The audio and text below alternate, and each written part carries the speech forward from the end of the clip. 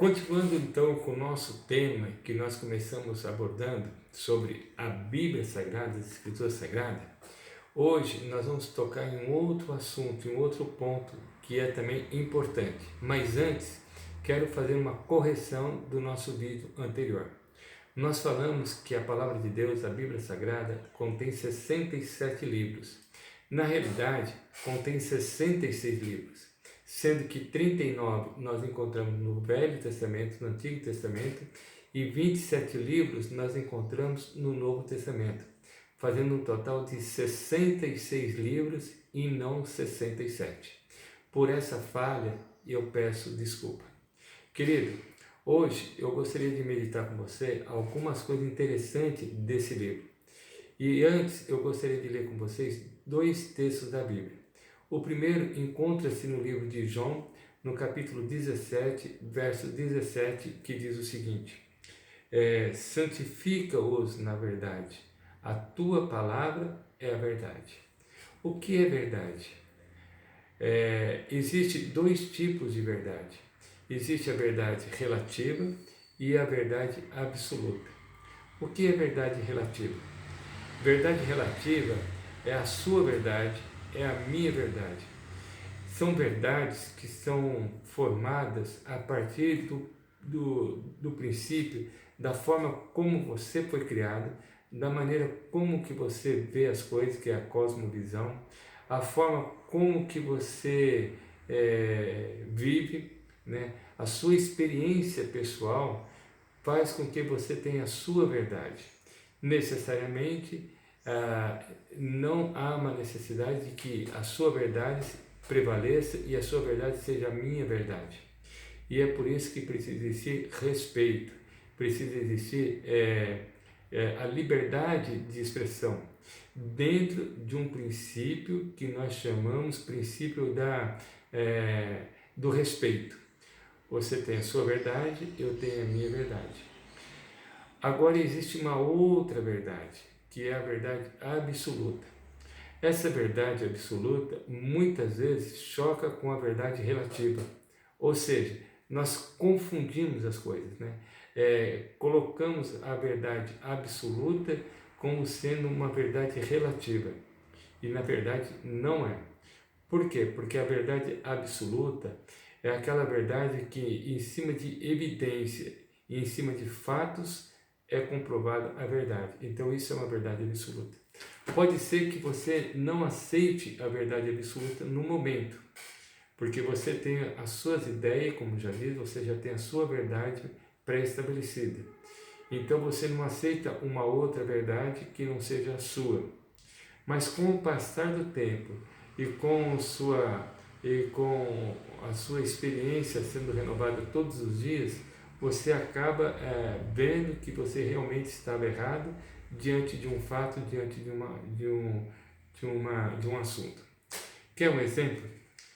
Domingo eu estava com meu amigo lá consertando um vazamento da torneira e nós precisamos trocar lá o cotovelo que estava com uma rachadura.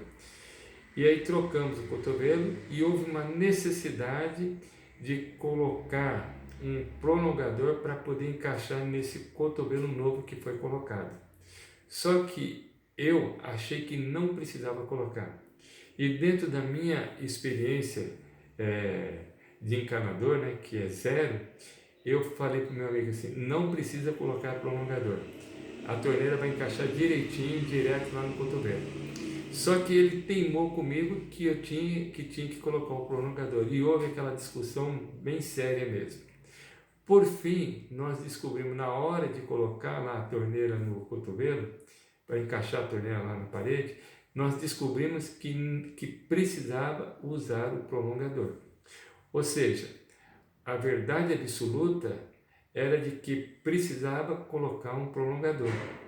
A verdade relativa era a minha verdade, que não precisava colocar o prolongador. No momento, eu não quis aceitar a verdade do meu amigo, mas depois, diante das evidências, eu acabei aceitando, porque a evidência mostrou que precisava. A minha verdade não substitui o prolongador, ou seja, de qualquer forma eu tinha que ter colocado, eu tinha que colocar o prolongador. Isso acontece também com relação à palavra de Deus das Escrituras Sagradas. Existe muito questionamento sobre a Bíblia Sagrada e muitos não aceitam a Bíblia Sagrada como a palavra de Deus. E muitos argumentos são colocados em cima da Bíblia Sagrada. Um deles, por exemplo, é que a Bíblia já foi interpretada muitas vezes, muitas pessoas já traduziram a Bíblia e a Bíblia não é um livro confiável. Esse é um argumento. Outro argumento é de que Deus não existe e Deus não escreveria a Bíblia. Outro argumento é que a Bíblia é um livro ultrapassado. Estamos vivendo numa sociedade moderna onde que a Bíblia não se encaixa com os padrões que nós estamos vivendo hoje. E aí são vários argumentos, ideias preconcedidas, né? Verdades relativas, verdade de pessoas que supostamente muitas vezes nunca pararam para estudar com detalhe a fundo o que significa a Bíblia Sagrada. E quando você começa a mergulhar nas páginas das Escrituras Sagradas e não só estudar, mas meditar e conhecer a fundo o que significa cada texto, cada mensagem que ela contém, aí você percebe que realmente a Bíblia Sagrada é um livro confiável, é a palavra de Deus. Porque santificar a Bíblia significa separar a Bíblia. A Bíblia não é um livro qualquer. A Bíblia não foi escrita de qualquer forma. A Bíblia não foi escrita com um propósito que não fosse de levar o ser humano a reconhecer a bondade e a misericórdia de Deus. Por isso que nós precisamos realmente ter a Bíblia como um livro especial na nossa vida. Outro texto que eu gostaria de compartilhar com vocês, encontra no mesmo livro, no livro de João, no capítulo 14, no livro de João 14 e o verso 3. Olha o que diz. Disse-lhe Jesus: eu sou o caminho e a verdade e a vida. Ninguém vem ao Pai senão por mim. Querido, se nós desejamos conhecer o Pai, se nós desejamos conhecer Deus, nós precisamos olhar o que Jesus falou, entender as mensagens que Cristo escreveu, a forma como ele viveu. E é dentro dessa verdade absoluta, aceitando essa verdade absoluta, não teremos nenhuma dificuldade de conhecer quem é Deus. Deus é um Deus infinitamente grandioso. É difícil nós entendermos Deus, porque a nossa mente é muito limitada. Mas nós podemos, através das Escrituras Sagradas, ter uma ideia de quem é esse Deus. Um outro texto que eu gostaria de compartilhar com vocês é esse que nós encontramos aqui no livro de Isaías, no capítulo 40 e o verso 8, para nós termos evidência de que realmente a Bíblia Sagrada não é um livro ultrapassado, nem um livro que não traz nenhum benefício para os nossos dias de hoje. Olha o que diz aqui no livro de Isaías 40, verso 8. Seca-se a erva e cai as flores, mas a palavra de nosso Deus substitui ou permanece eternamente. Um verso antes diz assim, olha, seca-se a erva e cai as folhas, soprando nelas o hálito do Senhor. Na verdade, o povo é erva. Vocês lembram que eu disse ontem, para nós entendermos um assunto da Bíblia, normalmente nós precisamos ler 3 versos antes e 3 versos depois, para nós ter ideia do que é aquele verso que nos chamou a atenção e que quer nos dizer? Se nós lermos só o verso 8, seca-se a erva e cai as flores, talvez nós vamos ter dificuldade de saber o que significa erva, o que significa flores. Mas o verso 7, um verso antes, já diz que quem é a erva, quem é a folha, é os povos. E quem é Deus? Deus é um ser eterno. Então, se nós somos pessoas que passam, pessoas que vivem um limite de tempo e logo nós morremos, logo nós desaparecemos, com Deus é diferente. Deus, ele permanece eternamente. Em outras palavras, as minhas verdades relativas acabam, mas as verdades absolutas de Deus permanecem eternamente. Gostaria de ler com vocês mais um texto da Bíblia. Eu gostaria que vocês permitissem. E agora eu quero levá-los lá no livro de 2 Timóteo. 2 Timóteo, capítulo... Vamos ver aqui. Deixa eu abrir aqui primeiro. 2 Timóteo, capítulo 3, e o verso 16. Olha a finalidade das Escrituras Sagradas. Toda a Escritura divinamente inspirada é proveitosa para ensinar, para redarguir, para corrigir, para instruir em justiça, para que o homem de Deus seja perfeito e perfeitamente instruído para toda boa obra. A finalidade das Escrituras Sagradas é para servir de instrução para nós, seres humanos, que somos filhos de Deus, a ter um comportamento de acordo com a vontade de Deus. E olha esse outro texto, que aqui no mesmo livro de Timóteo, agora é o 1 Timóteo, capítulo 6, diz o seguinte...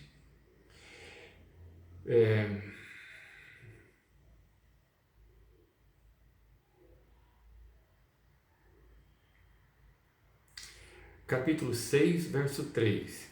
Se alguém ensina alguma outra doutrina e se não conforma com as palavras, com as sãs palavras de nosso Senhor Jesus Cristo e com a doutrina que é segundo a piedade.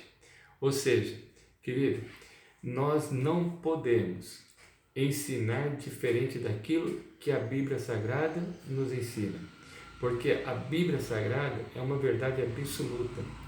Essa verdade, ela é eterna. Assim como ela é verdade hoje para nós, ela vai continuar sendo verdade todos os dias, até Jesus voltar, ou até existir uma outra geração, se isso acontecer. A Bíblia Sagrada não muda. A Bíblia Sagrada é a palavra de Deus escrita. Quando você compra um produto eletrônico, junto com o produto eletrônico vem um manual de instrução, não é verdade? Esse manual de instrução vai instruir você como usar aquele aparelho que você adquiriu. Se você ler o manual de instrução, você vai aproveitar 100% do aparelho que você comprou. Se você não estuda o manual de instrução, você vai ter muita dificuldade de entender o desempenho e as coisas que o aparelho te oferece, não é verdade? Agora, você não compraria um produto da Samsung e usaria o manual da LG para entender o aparelho da Samsung, não é verdade? Pois é, assim é a mesma coisa que acontece com o ser humano. Nós não podemos ler outros livros para entender a nossa natureza se nós não formos direto na Bíblia Sagrada. A Bíblia Sagrada, querido, é um manual de instrução que nos ensina como proceder diante de várias situações.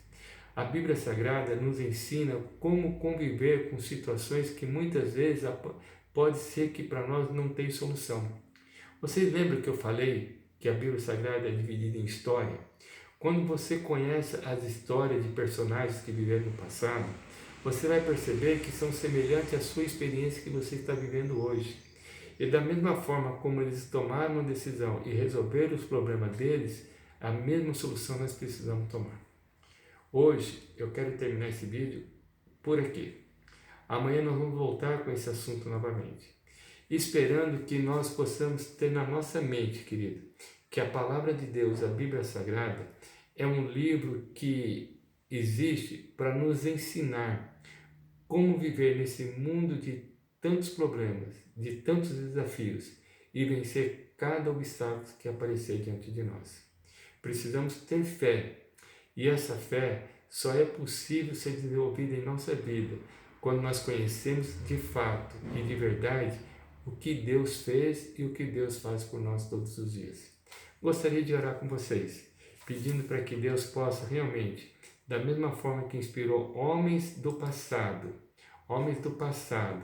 a produzir as Escrituras Sagradas, que esse mesmo Espírito possa também nos inspirar a entender e a conhecer o plano de Deus para mim, para a minha vida e para a sua vida. Oremos. Querido Pai que está nos céus, graças te damos porque o Senhor não nos deixou sem saber como proceder nesse mundo, nessa vida. O Senhor deixou para nós o manual de instrução, a Tua Bíblia. E nós queremos, Pai, seguir as Tuas orientações. E é por isso que nós te pedimos que Teu Santo Espírito trabalhe em nossa vida. Te pedimos essas bênçãos e te agradecemos por Jesus. Amém. Querido, que Deus possa te abençoar e que você possa aceitar a palavra de Deus como uma instrução para a sua vida.